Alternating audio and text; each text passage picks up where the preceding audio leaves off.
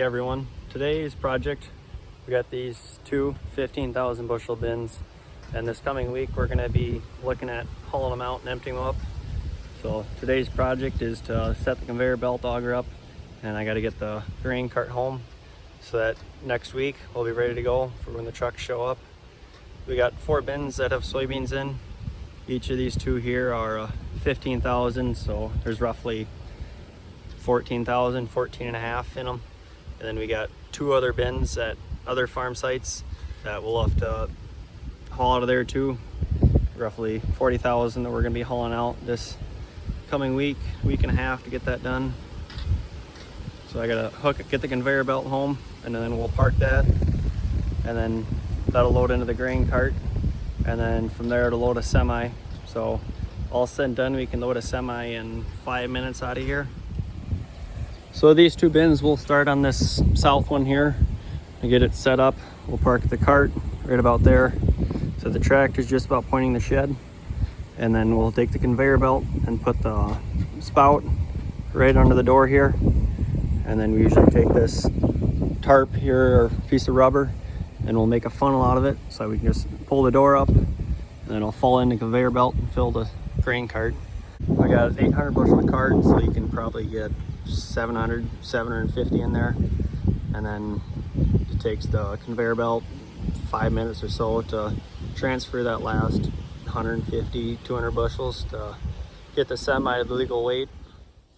All right, so here we got the tractor that I'll need for the grain cart. It's a John Deere 4630. I think 160 horse roughly. We got 2 of these. This one's on duals, and right there, that one's our other one, the front wheel assist. I like to put this one on the cart just because it's got duals, a little better flotation on the rear end and spreading out the weight. I think I'm just gonna back it up right there in front of the chisel and park it, so I don't want to park it back here because then it'll be in front of the bales. We got the tractor all unhooked now, fitting there better than I thought it would. Now I got a couple miles to drive to a different shed of ours that we keep the cart in. Then I'll take that home, get it good and greased up.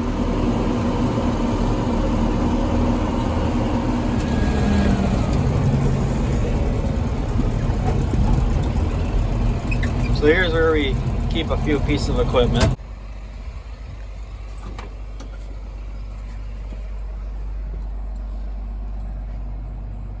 So this is what we all kind of got parked in the shed here.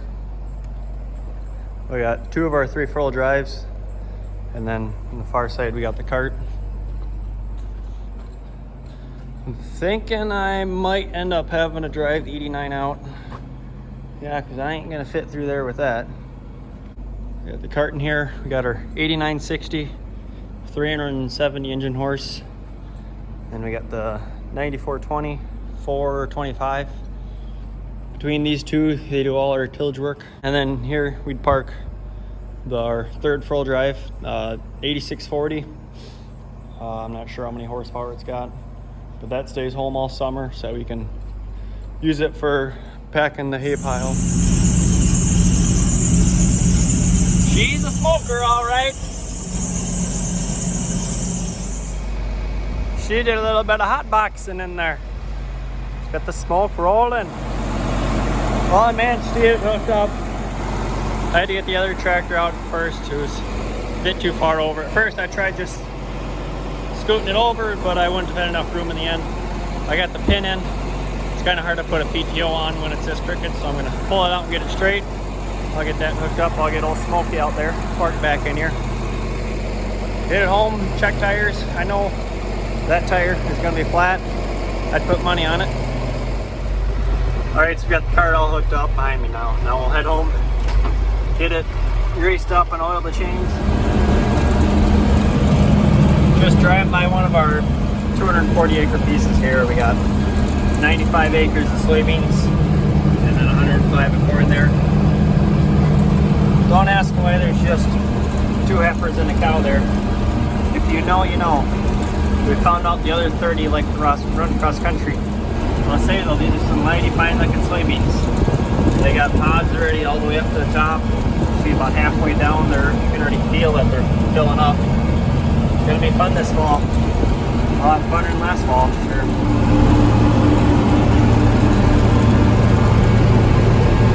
Hey!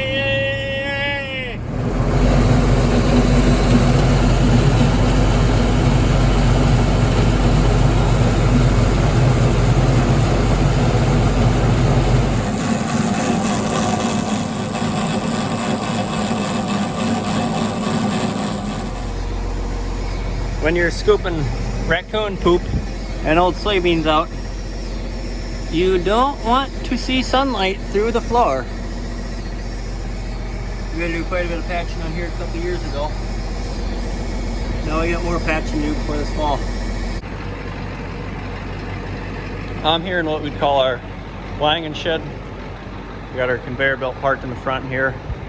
Pull this home, grease it up, and then I'll set this in place. So I got the conveyor belt all went through and serviced.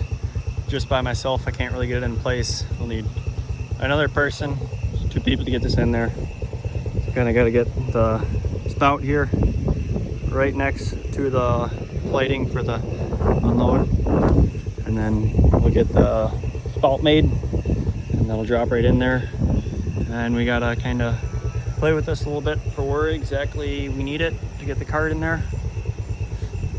I'm guessing I gotta pull the wheels out because I won't have enough room to get in there. At least I think that's how it went. Fueling up.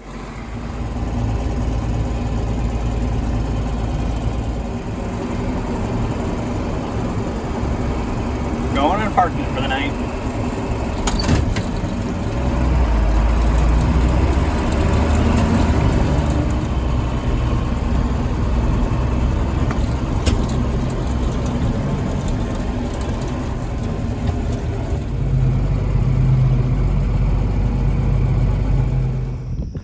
So we got just about everything ready that we can get done yet. We just gotta set the conveyor up and we'll back this in. In regards to that patch, my brother patched one of the holes. You can see there's a hole. I can just about stick my finger through parts of that. We're in need of a whole new bottom piece here because you can see that it's just all ripped out. It's just rusting through pretty good. We'll just have to make a point of it to try and get that fixed up before this fall. And the wheel bearings were squeaking a little bit, we thought, as we were coming home. We'll just use it the way it is now. We won't drive it loaded. It's just gonna be stationary. So then hopefully before harvest, we'll get enough time to take the wheels off and repack the bearings. It would be good to do because who knows when it's been done last. And also, one other thing I'd like to get done, we had a light up there at one point. There's wiring to it and everything, but there's just no light there anymore. It'd be nice to get that, put a new light up there. I know there's one spot where the wires are ripped through, so we'd have to fix that up.